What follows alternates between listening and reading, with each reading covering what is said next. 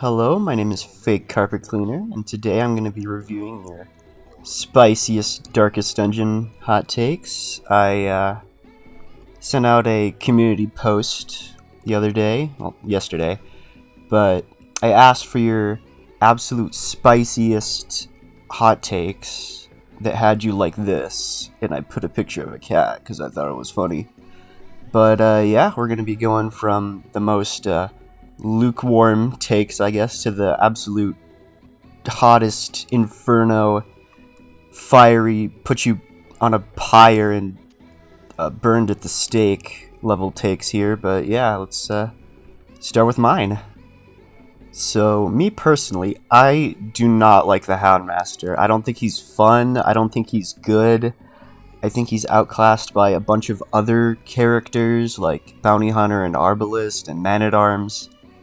I just don't have fun with the character in the base game, and all the hype around him that I see is just Butcher Circus because he's like actually good there, in my opinion at least. Because I never pick Houndmasters in my games at all. He's just not fun. I don't like him. His design is cool. I like his dog. I think his dog is cool, but like overall, he's just outclassed. I would say he's like a B, like maybe C tier character for me. But like I said, not a lot of people love him. He's not a fan favorite like Plague Doctor or like Crusader or Highwayman or something. He's just there. He's like just a character, like kind of space filler, I would say. But yeah, that's my hot take. Agree with it or don't, but it's not that spicy. Another take I saw was Bounty Hunter is a really fun and flexible character that can fit into a lot of teams as a support/stunner. I don't think many people disagree with this. He is a very fun character, but the way I play him, it's a bit more of a spicy take that how I play him. I love Wounding Helmet, and I love doing damage with him. I don't like playing him as a support/stunner, but that is one of his best qualities. He can uppercut people to the back, the cultist brawler to the back. The stumbling scratch, which is basically a wasted turn after he's already stunned, which is a wasted turn. But that's a good ability. That's a good thing to do. That's like smart and, you know, like big brain moves for a high level player. But on the other hand, I could just delete him with a crit, doing like 30 damage with Winding Helmet and a crit trinket. I can just get rid of him entirely. But that's my hot take. But the hot take by Marco Darko, 4 numbers, I don't think many people disagree with it. He's a fun and flexible character. I think that's relatively agreed upon. But now we're gonna get into some of the spicier takes, the takes that some people like actually disagree with, and this comes from Dirty Dan 316. The Butcher Circus is genuinely more interesting gameplay-wise than the base game and deserves more support. I don't know if I agree with this or not, but the base game is why I picked this up in the first place. It's so fun. There's a lot to do. You know, there's like so many teams you can put together and so much content you can just absorb with all the DLCs and stuff. And just the base game alone is just so well like developed and well made that it can like easily satiate you for like 100 hours, like at least, in like 1, maybe 2 playthroughs. But the Butcher Circus is also one of the most fun PvP game modes that I've ever played. And I've played, unfortunately, Overwatch and Rainbow Six Siege, which are, you know, pretty fun, if not completely toxic. But tangent aside, Butcher Circus, it's based on the base game, obviously, and the randomness and the RNG is like one of the main selling points of the mode. And that alone makes it stand out from other quote-unquote competitive games in such a way that, like, I don't know, it's hard to make it an esport, although like Shepherd Doggy and Silek have like made contests and stuff Butcher's Circus for like prize money and stuff. But yeah, once you've done everything in the base game, once you've gotten all the achievements like I have, once you've beaten the game like 5 times, like on darkness, pitch black darkness mode, whatever, and Stygian, once you've done all that, it kind of becomes stale. Like, you can like install mods and stuff to make it better, but we'll get into that later. But once you've done everything in the base game, it's just like, at least for me, I don't want to play it anymore. I've done everything, I'm bored of it. But there's a PvP mode that you can go in and, you know, test your skills against other people, and that's like really appealing, at least to me and a bunch of other people who have made their content based on purely I'm blanking right now. What is it called? Butcher Circus. There it is. I'm very good at my job. But yeah, it should get more support. Unfortunately, Red Hook's not going to give it much support because they're focused on DD2. They said in a recent interview that they're probably not going to update DD1 at all until Darkest Dungeon 2 is quote-unquote finished, or, you know, what they deem as finished. But yeah, okay, pretty okay hot take. But yeah, let's get into more spicy ones. This one comes from Rachimo, I think that's how you pronounce it, but Quad Leper isn't really that funny. I agree. We've been hearing this meme for 7 or 8 years now, based on, you know, le funny leper, le miss, le bad leper. You put the 4 of them in the team and they do the things, but like, again, we've been hearing this for literal years now, and I think the joke's run its course. It's like, oh, when did this game come out? Like 2015, 2016? That's the equivalent of a Vine compilation. Like doing a Vine compilation in the year of our Lord 2024.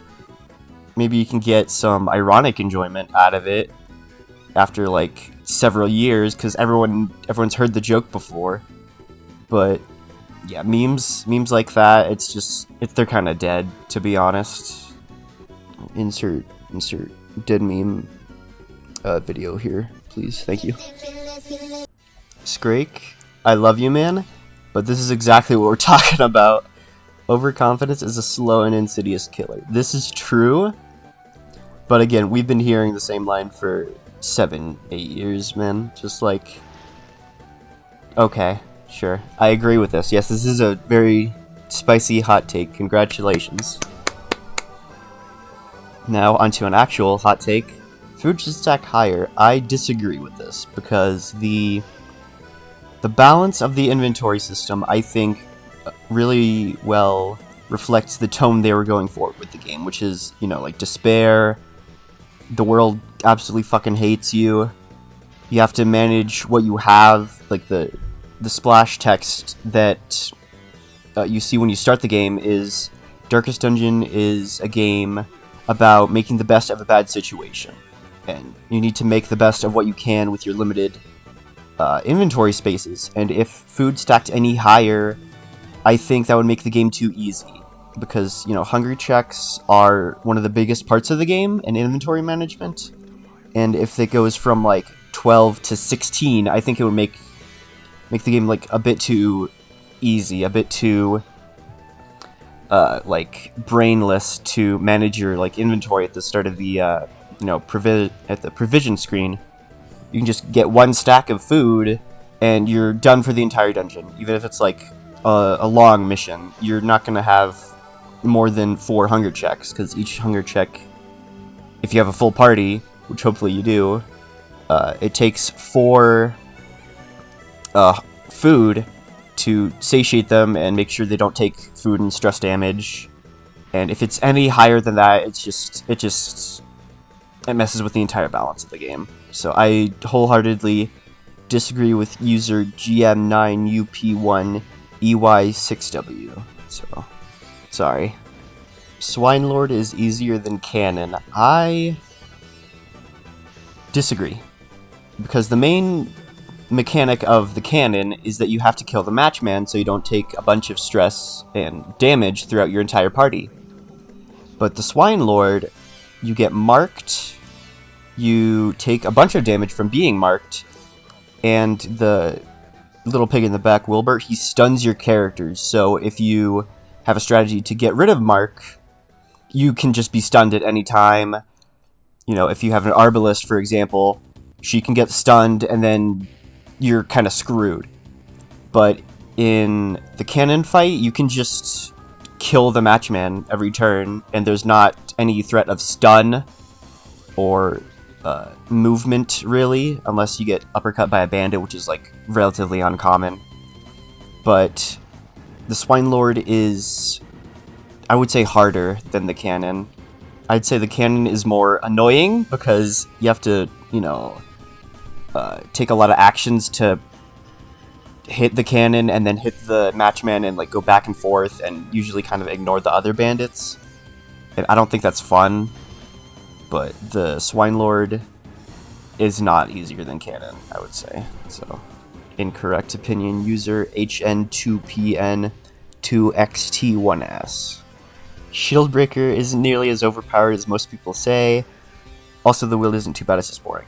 Regarding Shieldbreaker, I think she is overpowered. Her damage is really good that she could put anywhere into the enemy party. She can go to 1, 2, 3, and 4, she can hit all of those ranks. She can just nuke rank 4 with a crit, and they're just gone forever. You don't have to worry about it. You don't have to strategize. You don't have to stun them with Plague Doctor. You don't have to hit them with Rain of Sorrows from Flagellant. You don't have to Caltrop. You can just delete them. They're just gone. And I don't know if that's good for the game, but Hellion can do that with Iron Swan, but that's an entire one move that she has to be in rank 1 for, and she has to hit rank 4 for, and that's like the balancing of it, that it's like position locked. But with Shieldbreaker, it's just one and done. You can hit him from anywhere, except for 4, I think. You can use Pierce from rank 3, I'm pretty sure. Yes, you can. So anywhere that's not from 4, you can hit into rank 4, delete the stress dealer, delete the front ranks with her prot ignoring Pierce. It's really good. She's a really good character. I would say she's overpowered. She needs maybe less damage, but she's like kind of balanced out by her low health pool. But I would say she's overpowered, yes. Also, wield isn't too bad, it's just boring. Yeah. I mean, the giants can, like, scramble your party, which is annoying. I wouldn't say that's, like, boring, it's just annoying. But, yeah. Occultist can be the only healer on the team. This is a scolding take, because everyone has experienced the 0 bleed on Death's Door, I think. And relying on an unreliable healer is a recipe for disaster. But it's entirely based on RNG. That's like the entire premise of the game. And if you just keep rolling high, keep rolling crit 40s, then sure, he can be the only healer on the team. But if you're taking him to like a serious mission like the Darkest Dungeon missions, and he low rolls, or he rolls 0, God forbid, then you're gonna wish you brought another healer. But it's your team. It's your team. You can roll the dice, but giving this advice to like a new player is not good. They are going to get frustrated, and they're gonna not like the game. They're gonna be like, this person told me to pick a cultist and put him on my team, and I died, and I hate this game, and I'm going to complain about it on Reddit. And that's no fun for anyone. But Jester Vitro, I'm gonna have to wholeheartedly disagree.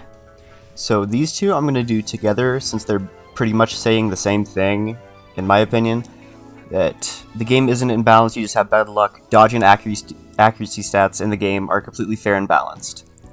The game is balanced on RNG.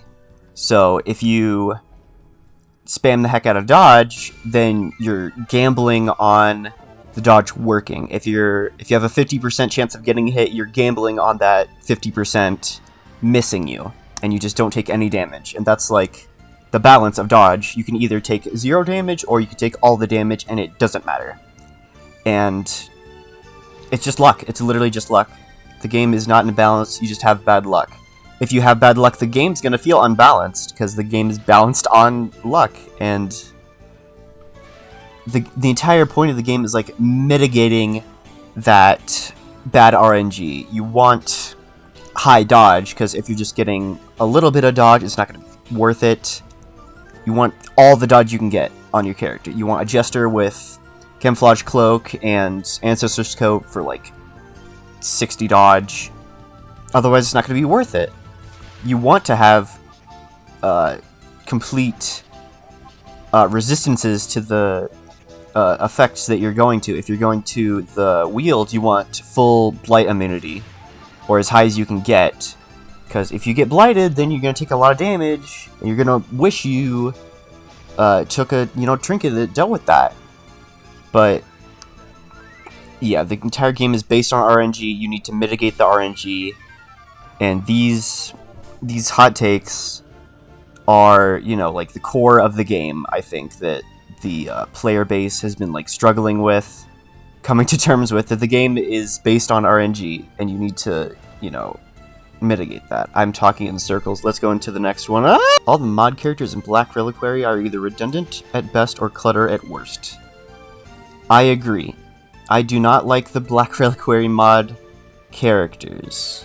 And that's not me throwing shade at the makers of mod characters or the programmers and stuff, or Black Reliquary itself. I love Black Reliquary, but as Mr. Yipcup says, they're inferior to the base game characters, or like in general, and like the base game too. Mod characters, they feel redundant. I feel like I get better mileage out of the base game characters than going out of my way to install, something from the workshop or like Nexus or something. Because if I just look at the workshop, like right now, there are a lot of mod characters, and I scroll through, I look at their abilities, I'm like, oh, this looks like the Crusader's ability. I could just use the Crusader. Why would I use this? This is a completely new ability that it has never been seen before in the game. I'm like, okay, like, does it matter? Do I want to add a quirk to one of my characters in a battle? No, not really. I don't care. Like, and most of the mod characters that I see are like just inferior to the base game characters. There are a lot of specialists that I see. I'm not gonna name any names, but like, there's one that I saw recently on the workshop that was like, he's a stress reducer. He's like a debuffer, and he's a support.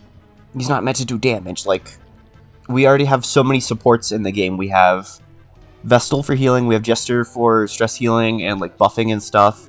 And do you really need any more than that? Honestly, you can just use Gestal for everything. Honestly, like, why would you experiment with other characters and stuff? It's just a terrible idea. But in all seriousness, I agree, at least with Black Reliquary. I prefer the combat system of Darkest Dungeon 1 compared to Darkest Dungeon 2. I agree with this, although many do not. A lot of people prefer Darkest Dungeon 2 to Darkest Dungeon 1. But me personally, I started with Darkest Dungeon 1, obviously. But I think the token system in Darkest Dungeon 2 is like a lot more simple than the accuracy and the resistances and stuff in Darkest Dungeon 1. Like, there's blind tokens, and there's dodge tokens, and there's dodge plus tokens, which makes it 50-50 to hit, or a 75-25 to hit. And it's a lot more simple, and I don't like that. I like learning the intricacies of the game, and like it meshes well with like the style and the feel of Darkest Dungeon 1, of like uncertainty and like eldritch horrors, and like learning the ways of like the eldritch horrors and stuff, and learning the mechanics of the game. That feels better than just, oh, it's a 50-50, good luck. If one of your characters is on death's door and they're about to get hit by like a cultist brawler or something, and you have an 80% to hit the cultist brawler with a crusader and stun them, and like potentially save that character from a death's door check, that feels a lot more like suspenseful, that 80%, than just a 50-50 of the same thing happening in Darkest Dungeon 2. Because if it's a 50-50, I already sealed that character's fate. They're gonna get hit. Because 50-50s, it feels worse than like an 80. I don't know how to explain it. Like, you know, there's a bigger percent chance that you're gonna hit that character, hit the cultist brawler. But like, if with a 50-50, it's like you're gonna miss. You're gonna miss 50% of the time, which is 100% of the time when you need it to. So, I prefer the combat system, Darkest Dungeon 1. I completely agree. Musketeer is better than Arbalest look and trinket-wise. I do think she looks better. I think she would have worked better as an optional skin for the Arbalest, rather than a new character, but I think that would have been a bit hard to program for Red Hook. But regarding the trinkets, she clogs up the loot pool. Musketeer and Arbalest cannot share the same trinkets unless you install a mod for it. And her Color of Madness trinket is objectively worse than the Arbalest, so I'm going to have to wholeheartedly disagree. This is indeed a very spicy hot take. Darkest Dungeon 2 is overpriced and half the original experience. Greed killed the sequel. This is indeed a hot take. I think it wasn't made out of greed. Darkest Dungeon 2 was not made out of greed. I think the developers loved Darkest Dungeon 1 enough that they wanted to give it a visual and like gameplay upgrade. I think that's at least how I see it. I don't think greed killed the sequel, quote unquote, but I think it's still like $40, $45 on Steam for like the DLC and stuff, and the full game, but overpriced, I don't know if I agree with that. It's a lot of content. If you like the first game, you're gonna like the second game. It took me a while to come around to Darkest Dungeon 2, but I bought it for $45. I played it. I'm still playing it. I'm like 40 hours in. But after I beat all the missions and went to all the regions and got all the candles and, you know, unlocked everything, I can see how it would get stale and boring after a while. So, half the experience, it's still being developed. Darkest Dungeons 2 is still being developed. The developers are still adding new things. It's not finished yet. And I know that sounds a bit like a cope, but it is not overpriced. At least in my opinion, the half the original experience can be justified. I don't think greed killed the sequel. Leper is the best frontline character. People just don't build him right. I disagree. This is indeed a hot take. He does not have reach, and he does not have good accuracy. Those are his weaknesses. Shieldbreaker has good reach and good accuracy. Going back to Shieldbreaker, she is a better frontliner, I think objectively, than Leper, because she can pierce armor. Leper cannot pierce armor, although he has a higher damage, which kind of makes up for his lack of armor piercing. But he is not the best frontliner. He is a specialist, I would say. He is a boss-killing specialist, and he is a frontline shredder specialist. That is his only job in the team, aside from, like, tanking, I guess. He does damage. He does good damage, but I don't think he's the best frontline character. Now we're in the truly diabolical hot takes. Collector should stun every attack. That I completely disagree. I think the entire community would be up in arms if the Collector stunned in every action. That would be annoying, one, and that would make the boss fight completely one-sided.